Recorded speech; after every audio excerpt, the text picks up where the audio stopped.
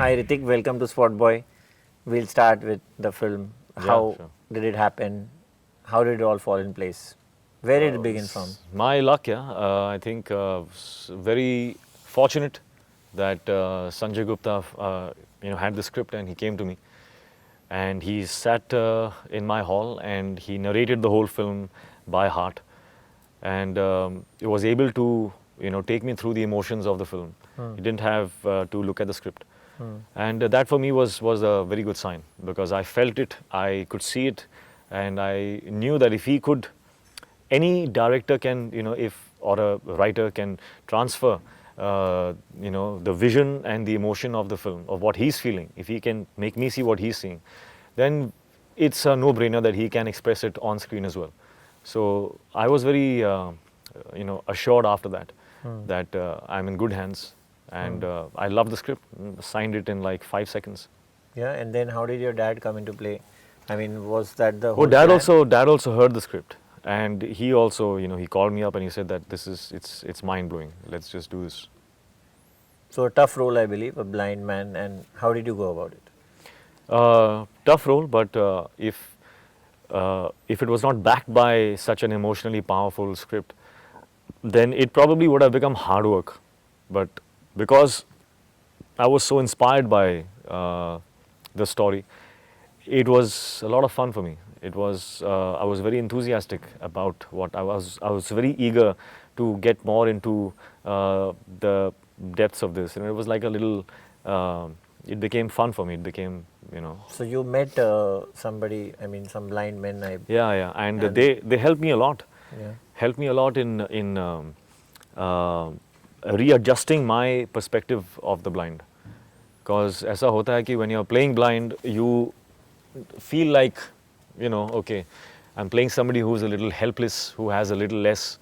So automatically you start radiating a little bit of helplessness in your expressions and your the language of your body.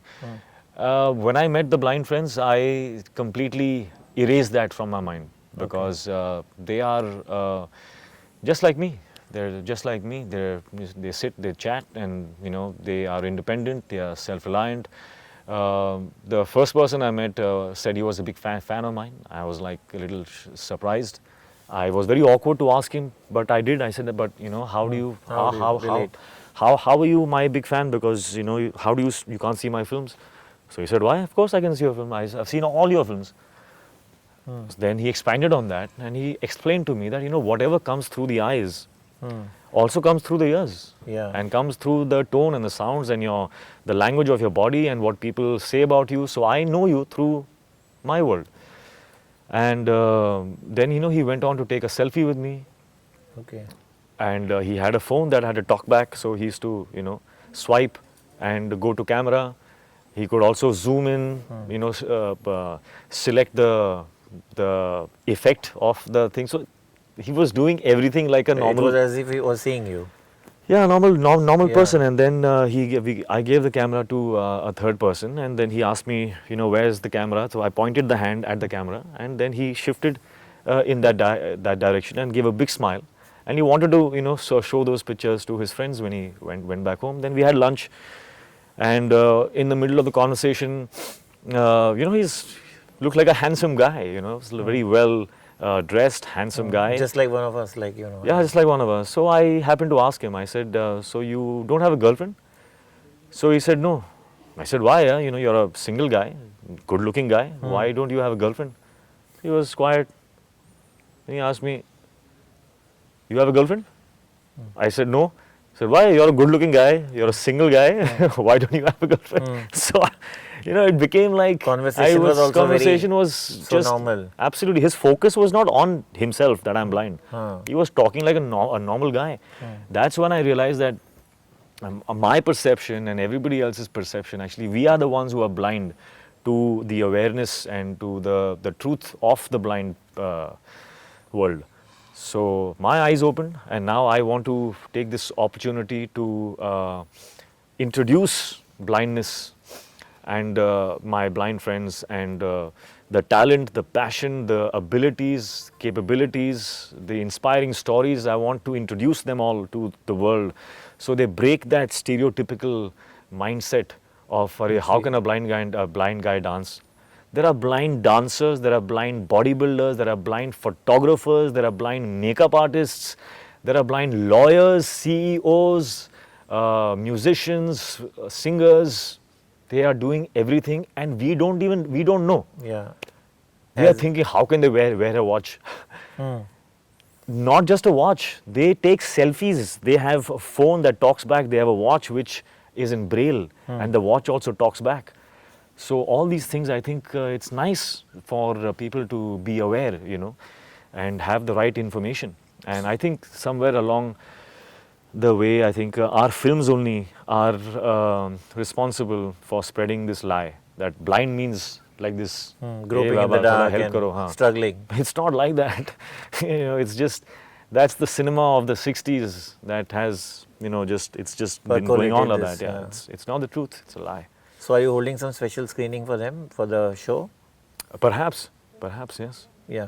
So I'll take it from there when he said that he is your fan from your voice and the way you speak.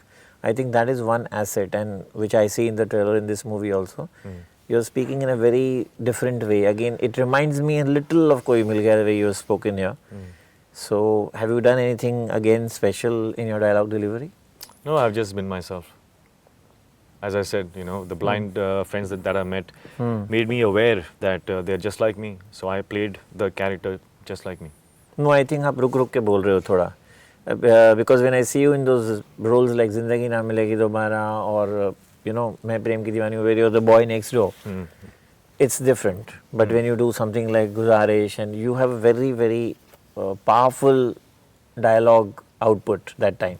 Different films, no? Different films. I think maybe what you've caught on is the fact that the hero of this film is not a hero. He is not supposed to be coming across like the actor is the hero. So I think that's the difference between this film and the other films that I have done, where the dialogues are powerful, but it's not being said in a powerful way. It's being said in a very matter-of-fact, simple, heartfelt, direct way. That's coming loud and clear. It's very, very simply said. That was actually a risk also, because we would feel that itna powerful line hai, let us say it like this, man. Let's say it with that power. And I said, no, yeah, let's just be in this. Yeah. Because that's the truth of this world. Let him just say his lines the way I would say it or you would say it. Let's not make it cinematic. And ulta, that has made more of a mark. Yeah. Because it's the truth.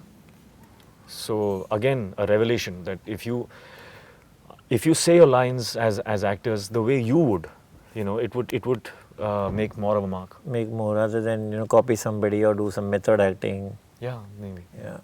So selection of Yami, how you spoke to some senior actresses, the team, and We then spoke Yami to a came lot, out. yeah. Senior, junior. all. Karina was also one of the choices that time. Karina was not a choice, no. Okay. She's a lovely actor, but I don't think she was being thought of for this character. But I am very, very happy that we found Yami, because I think nobody else in the world could have done what she has done in this film. And not because just because of the fact that she's a good actor. Not just good, she's a great actor. She's one of the best actors we have. But not just because of that, but because of the fact that she comes from another world herself. Yeah. There's an old No world bag and charm. baggage. There's an old world charm about her. There's something that has not been corrupted. She's been able to hold on to something that is very pure and genuine and nice and very eager. It's wonderful to work with her. Wonderful. So I had reservations when I first saw the trailer, but immediately you both look so convincing. So what's that connected between you two? What was the... I think the fact that when we were on set, we had the same feeling. When we used to see our shots, we used to have a smile and we used to look at each other and smile at Rohan and Supriya in the film and say how nice, this is something special. And I think you get an essence, when you're working in a film, you can understand that there is something special that's happening. And that feeling never goes wrong. And because I know I felt it, I know it is going to be felt by the people, which is I think what you must have reacted to. Yeah. Okay. So Hrithik, let's talk about Sanjay Gupta now as a director. Wonderful. You yeah. have worked with so many other directors who are big in stature, bigger in name, and Yeah, yeah. So, yeah. what was the experience? Yeah, it's strange, A lot of times in my life, I have started to do a film like say a Koi Mil Gaya or a Krish, where people have first been surprised and then started saying that क्या हो गया उसको? Why is he doing this? He's gone mad. Because when I was doing Krish, they said the Hindi film hero with a mask and a cape and flying around. Although now it seems it was okay, was a good thought. But at that time, it felt like comedy. When I was doing Akbar, people said that historicals don't do well. He should not do this. And why is he Why is putting he himself doing? in that bracket of In that zone. boring? Mentally challenged. He's an action hero. He should not do a mentally challenged. So, I mean, people have their perceptions and that is fine. But what it's taught me is that time and again, that if I am feeling right about something, I must follow it. And right with all the information that's available.